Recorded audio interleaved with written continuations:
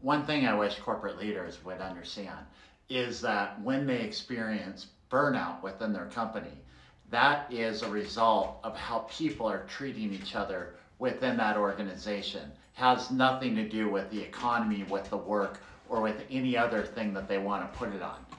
So burnout exists on a continuum from flourishing, where you feel you're at your best, to languishing, and then to full-fledged burnout.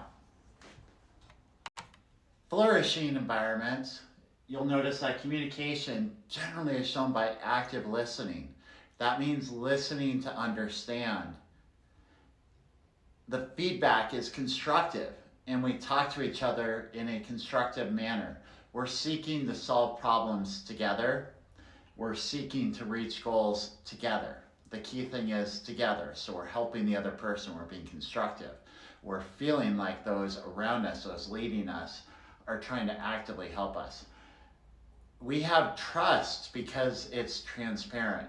We're given a heads up on what's happening. We're given the reasons behind what we're being asked to do. And those reasons are actually valid and not just hidden in some sort of corporate jargon or other type of way of not communicating directly.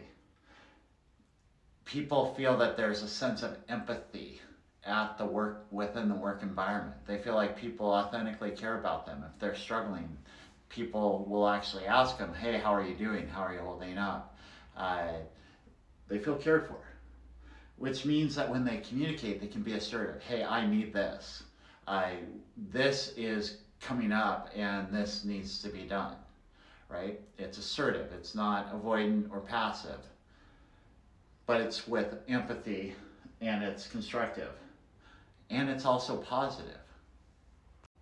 In environments where people experience languishing or burnout, you'll notice that instead of being actively listening, people in conversations are really just waiting for their turn to talk. They don't care what the other person's saying. And then when they do talk, it's usually pointing out problems, not giving solutions, not talking about ways things could improve with solutions. We're just pointing out issues, and we're just talking about how bad things are. We keep a lot of stuff to ourselves because there's a lot of mistrust in these environments. So you'll notice there's a lot of siloing.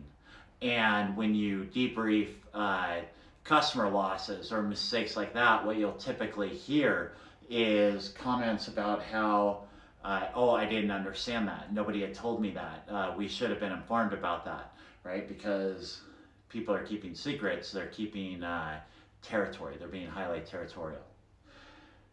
Instead of being empathetic, we try to not care about the other person. Conversations are very much, how are you? Good. Oh, cool. That's it. Talk about the weather, talk about the traffic, but don't really talk about anything of substance. We do not want to hear about problems at home.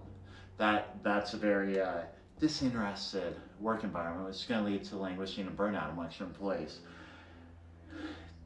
Aggressive instead of assertive is the way the language is. You will do this. This is going to blow up if you don't do this, right? It's aggressive, it's persuasive, it's got an angry or some sort of forceful energy behind it, versus this is something that's critical that needs to be discussed.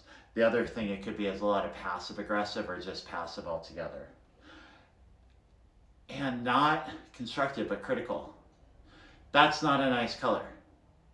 I wouldn't have chosen that.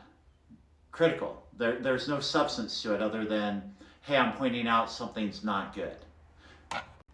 When burnout is being experienced, one of the things that indicates is that communication within that organization is not helping anything at all.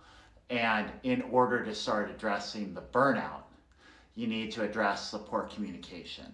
When you address the poor communication, you stop doing trauma to your employees. You start healing as opposed to hurting your employees, because you start creating a community that's working together to accomplish goals as opposed to being a competitive workplace that is seeking to be the best and is Machiavelli in its idea of the ends will justify the means we use to get there.